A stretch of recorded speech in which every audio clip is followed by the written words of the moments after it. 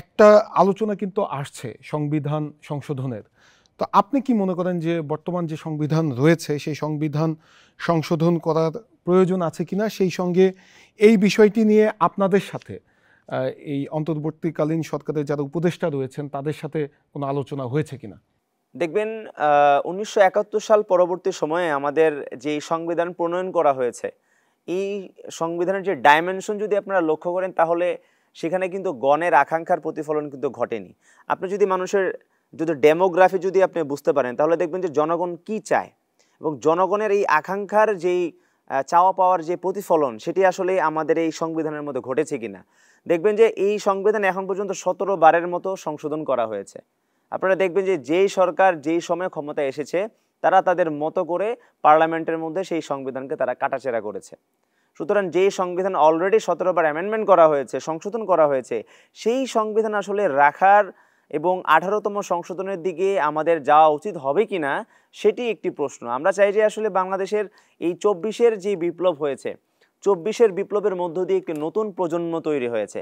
আপনি তো লক্ষ্য করেন যে আমাদের বাংলাদেশে ১৮ থেকে ৪০ বছরের যারা যুবক তরুণ যারা রয়েছেন তাদের সংখ্যা কিন্তু আমাদের মোট জনসংখ্যার ৬০%।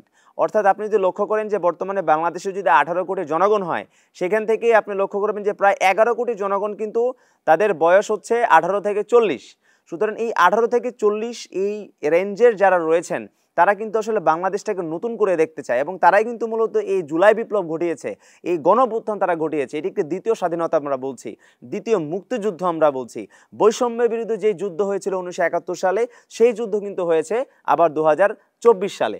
সুতরাং আমরা চাই ১৮তম সংশোধনী না এনে যদি আমরা জনগণকে আমরা এই ব্যাপার বারবার করে বলছি তারা আসলে কি চায়, আমরা জনগণের কাছে আমরা এই মতামত আমরা রাখছি যে আপনারা কি চান, আপনারা কি ১৮তম সংশোধনের দিকে আপনারা যাবেন, নাকি আপনাদের যে আকাঙ্ক্ষার জায়গা রয়েছে, ডেমোগ্রাফির যেই জায়গা রয়েছে, যে একটি নতুন সংবিধান প্রণয়ন করে আমাদের যে স্বাধীনতার বাস্তবায়ন, স্বাধীনতার মূল চিন্তার যে জায়গাটার বাস্তবায়ন যেন আমরা সেখানে ঘটাতে পারি। এবং ১৯৭১ সালে আমরা যা করতে পারিনি, সাম্য, মানবিক মর্যাদা এবং সামাজিক সুবিচারের বাংলাদেশ নিশ্চিত করার জন্য, বৈষম্য দূর করার জন্য আমরা বাংলাদেশ স্বাধীন করেছিলাম এবং যেই সংবিধান পেয়েছিলাম সেই সংবিধানে আমরা সেই আকাঙ্ক্ষার প্রতিফলন আমরা দেখতে পাইনি।